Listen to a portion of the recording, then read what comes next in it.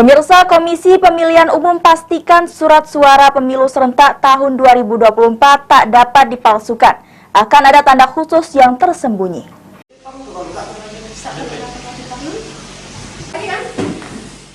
Komisi Pemilihan Umum Kabupaten Ogan Komering Ulu (OKU) sampai saat ini belum melakukan pencetakan surat suara untuk pemilu serentak 2024 mendatang, khususnya untuk surat suara DPRD Kabupaten OKU.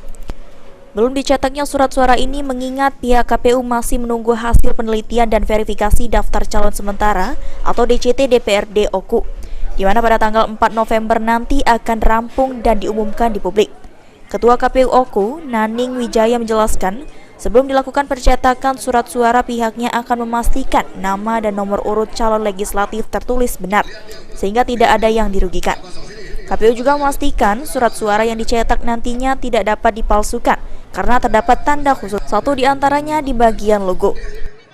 Untuk surat suara ini nanti tentu ini melalui proses verifikasi ya terhadap daftar calon yang sudah ditetapkan atau tetap dengan pabrik pencetak surat suara ini. Tentu ada verifikasi dan itu nanti tentu akan benar-benar terjaga keasliannya karena dicetak oleh perusahaan yang sudah ditetapkan oleh KPU RI melalui proses pemesanan e-katalog dan tentu jumlahnya juga dibatasi dari jumlah DPT plus 2%, sehingga untuk kecurangan terhadap pemalsuan dokumen surat suara ini akan sangat tidak mungkin terjadi di pemilu 2024 ini. Apakah ada tanda khusus, Pak?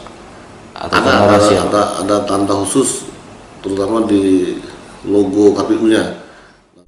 Hingga saat KPU OKU sudah menerima sejumlah logistik pemilu seperti kotak suara dan bilik suara, sementara surat suara untuk pemilihan anggota DPRD OKU akan dicetak setelah pengumuman daftar caleg tetap. Ari Pranika, PAL TV.